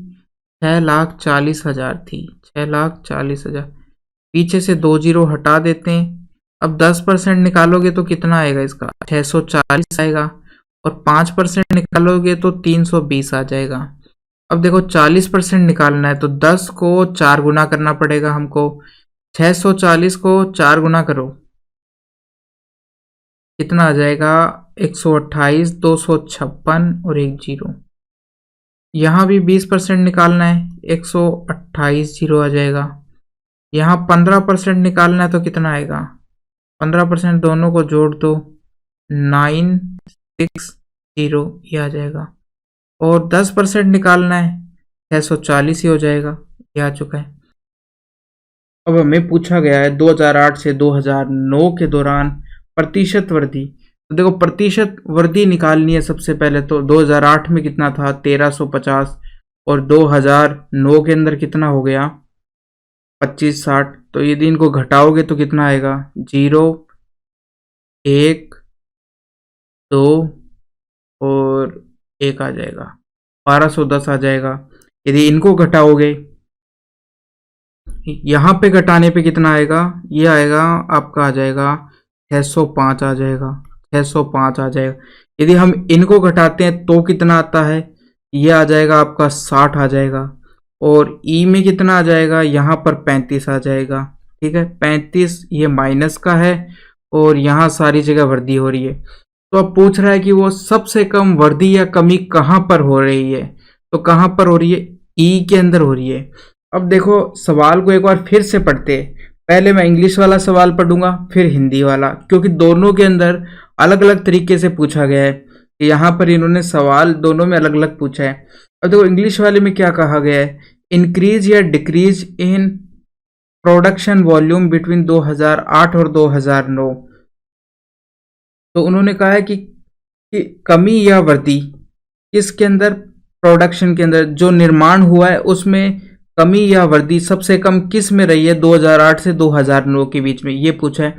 तो हमें क्या है कि सिंपल इनको घटाया और आंसर आ चुका है हमारा। ये 35 सबसे कम वृद्धि या कमी यही दिखाई दे रही है हमको। तो ये हमारा ऑप्शन आ जाएगा 3। जबकि यदि हिंदी की बात करते हैं तो यहाँ प्रतिशत दे रखा है, प्रतिशत वृद्धि या कमी दे रखा है, जो कि इंग्लिश के सवाल में कहीं पर भी आपको प्रतिशत या परसेंटेज नहीं दिखाई देगा। तो ये बात है। तो अब हमें जो हिंदी वाले छात्र थे तो उनको पेपर में थोड़ा सा और ज़्यादा करना पड़ता। देखो उनको फिर आगे क्या करना पड़ता, ये तो आ गई इनकी वृद्धि या कमी कितनी हुई है। अब हमें आगे करना पड़ेगा परसेंटेज वृद्धि कमी निकालनी पड़ेगी। अब देखो यहाँ पर देखते हैं, पहला देखते हैं ए में क्या दिखाई देता है आपको? 1350 से वृद्धि कितनी हो गई है? 1210, यानी कितने? लगभग जितना था, यानी कि इसको यदि 100% माने तो लगभग 100% के बराबर ही वृद्धि हो गई है। जितनी ये संख्या थी 1350, 1210 लगभग तो बराबर ही है, यानी काफ़ी ज़्यादा। या हम यदि 90% भी मान लेते हैं तो भी ये काफ़ी ज़्यादा है, यानी 90% की वृद्धि हो गई, ये मान लेते हैं। यहाँ 675 से 605 हो गई, यहाँ पर भी मान लेते हैं कि 90% की वृद्धि हो गई है, क्योंकि 605 भी लगभग 675 के बराबर ही है। तो ये तो निकाल दिया हमने। अब देखो 900 से 60 की वृद्धि हुई है, 900 पे 60 की वृद्धि हुई है, तो ये वृद्धि कितनी हुई है, ये वृद्धि, और 675 पर 35 की वृद्धि। तो इन दोनों में देखना पड़ेगा परसेंटेज में सबसे कम वृद्धि किसकी है, क्योंकि ये दोनों तो लगभग 90% के आसपास वृद्धि हुई है। अब देखो 900 का यदि हम देखें तो देखो 9 होता है हमारा 1% के आसपास, 9 हो गया 1%, पीछे से 2 जीरो हटा दी। 10% की बात करें तो 1 जीरो 90 तो हो गया 10%, 9 हो गया 1%। अब देखो 9 कितनी बार जाएगा, लगभग 6 बार, 6 बार जाएगा, तो 6 बार 54 आता है, तो लगभग ये कितना है, 6 से भी ज़्यादा है, 6% के आसपास है, 6% से थोड़ा सा ज़्यादा है। अब यदि इसकी बात करते हैं 675 की, 675 में यदि हम इसको पूरे को, आगे वाले को इसको 70 मान ले, तो देखो 70, तो ये कितना है 5% के आसपास, मगर ये थोड़ा सा क्या है 70 से कम है, तो ये थोड़ा सा ज़्यादा आएगा, ये भी लगभग 5 साढ़े 5 इसके आसपास आएगा, 5 साढ़े 5। तो ये दोनों पास पास आ गए, इसलिए हमें क्या करना पड़ेगा, अब थोड़ा सा कैलकुलेट करना पड़ेगा हमें। तो देखो सी का हम परसेंटेज वैल्यू निकालते हैं कि कितनी वृद्धि हुई परसेंटेज में। 60 की वृद्धि हुई 900 पे, इस प्रकार से निकालोगे, 00 से 00 काट दोगे। अब देखो 9 से आप करोगे भाग दोगे तो कितना जाएगा, ये आ जाएगा 6.66% के आसपास आ जाएगा, 6.66% की वृद्धि हुई है। अब ई के अंदर देखना पड़ेगा हमें कितने की वृद्धि हुई है, 35 की वृद्धि हुई है, 675 पर वृद्धि हुई है इंटू 100, इस प्रकार से। अब इनको करोगे आप तो देखो कि 67.10% इसका कितना होगा, 67.5 होगा, 67.5 होगा, ये तो 10% हो गया। 5% कितना होगा, इसका आधा, 6 का आधा करा तो 3, 7 का आधा होता नहीं है तो उससे कम, 6 से आधा करा 3, अब बचा यहाँ पर 1 और पीछे 5, 15 जाता नहीं है, 14 का आधा करा तो 7 और बचा 10, 5 हो जाएगा, यानी 33.75 हो जाएगा इसका आधा 67.5 का। अब देखो ये 35 है जो हमारा 33.75 से ज़्यादा है, यानी कि ये 5% की वैल्यू तो ये वाली है, ये तो 5% की वैल्यू, ये 10% की थी, इसको आधा किया 5% की, तो 35 क्या है 5% से ज़्यादा है। अब हमें देखना पड़ेगा कितना ज़्यादा है, क्योंकि ये दोनों पास पास आ गए, ये भी 6 के आसपास आ गया, ये भी 5% के आसपास आ गया।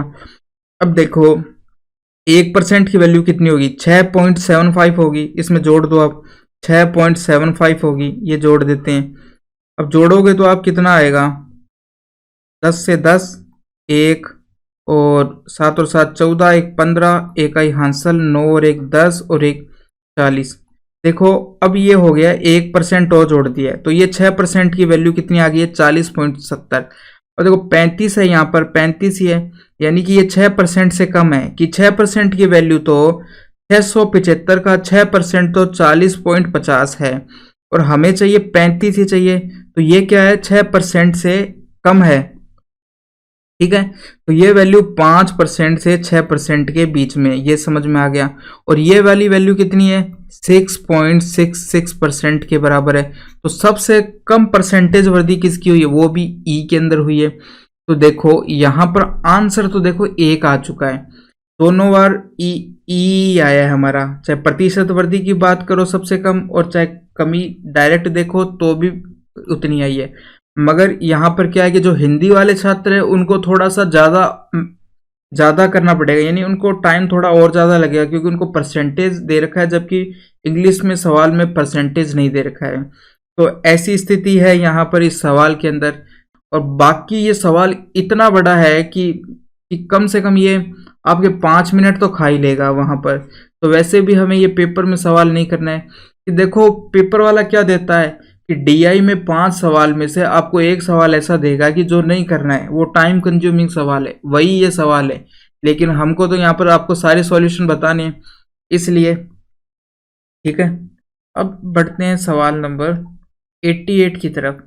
88 में क्या दिया गया है, 88 में हमसे क्या पूछा है, 2008 और 2009 के दौरान निर्मित मॉडल बी के सेटों की संख्या का अंतर क्या करें।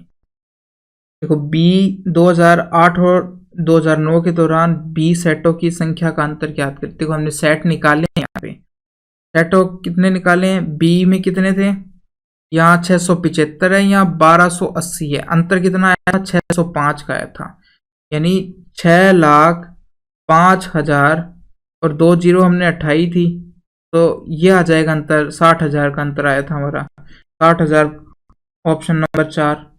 सवाल नंबर 89 में क्या पूछा गया है, यदि कंपनी द्वारा निर्मित कुल मॉडल सी के सेटों में, यानी जो सी सेट है उसमें से 90% बिक जाते हैं 2018 में भी और 2009 में भी, 2008 में भी और 2009 में भी, तो 10% दोनों साल में बचेंगे। 10% ये सी नहीं बिके इस साल और 10% सी इस साल भी नहीं बिके। तो पूछा है कि 2009 के अंत में उनमें से कितने सेट शेष रहे। तो देखो सी में कितने कितने सेट बचे थे, सी सेट कितने कितने के बराबर है, सी यहाँ पर 20% यानी 900 है और यहाँ पर 960 है। तो देखो इस सवाल में भी 900 निकाल लिया था हमने उसी सवाल में और यहाँ 960 थे, ठीक है। अब इसका 10% बच गया, इसका 10% कितना होगा, पीछे से एक जीरो हटा दिए 90, और यहाँ 10% कितना है इसका 96, ठीक है। तो इन दोनों को जोड़ो आप, 6 और 8, 18, 6 और बाकी जो 2 जीरो तो हमने सबसे पहले ही हटा दी थी, इसलिए इतना हो जाएगा 18,600, ये ऑप्शन नंबर 3 आ चुका है आपका। 93 सवाल, 93 में क्या पूछा है, x बराबर -2 है, y बराबर 3 है, a बराबर ये है राशि और b बराबर ये है, तो इनमें एक संबंध पूछा है। तो सबसे पहले a का मान निकालो आप, a का मान क्या है, x का मान रख दो, इसमें x का मान रखोगे -2 4 हो जाएगा, और जब स्क्वायर हुआ है तो माइनस खत्म हो जाएगा, माइनस माइनस प्लस हो जाता है, तो बाहर जो माइनस है वो ऐसा ही पड़ा है, ये 4 हो चुका है। और 3 का क्यूब कितना आता है, 27 आता है, 3 का क्यूब कितना आता है, 27 आता है। तो ये जो संख्या आई है, जो भी संख्या आई है, ये माइनस में आई है, कहने का मतलब है माइनस में आई है, इसको सोल्व करने की जरूरत नहीं है आपको। b बराबर कितना दे रखा है, 0 दे रखा है। अब पूछा है राशि b अधिक है, एक चीज देखो 0 है b और a राशि माइनस में है, तो अधिक कौन सी होगी, 0 वाली अधिक होगी, क्योंकि ये तो माइनस में, माइनस वाली कम होती है, प्लस वाली अधिक होती है, तो ये माइनस वाली है इसलिए ये कम है, 0 ज़्यादा है इसकी बजाय। तो राशि ऑप्शन ए हमारा सही हो जाएगा यहाँ से। तो यहाँ दोस्तों हमारा पेपर आज का समाप्त हो चुका है। ये पेपर आपको कैसा लगा ये कमेंट में ज़रूर बताना, और कोई सवाल समझ में नहीं आए तो वो भी आप कमेंट कर सकते हैं। थैंक यू दोस्तों।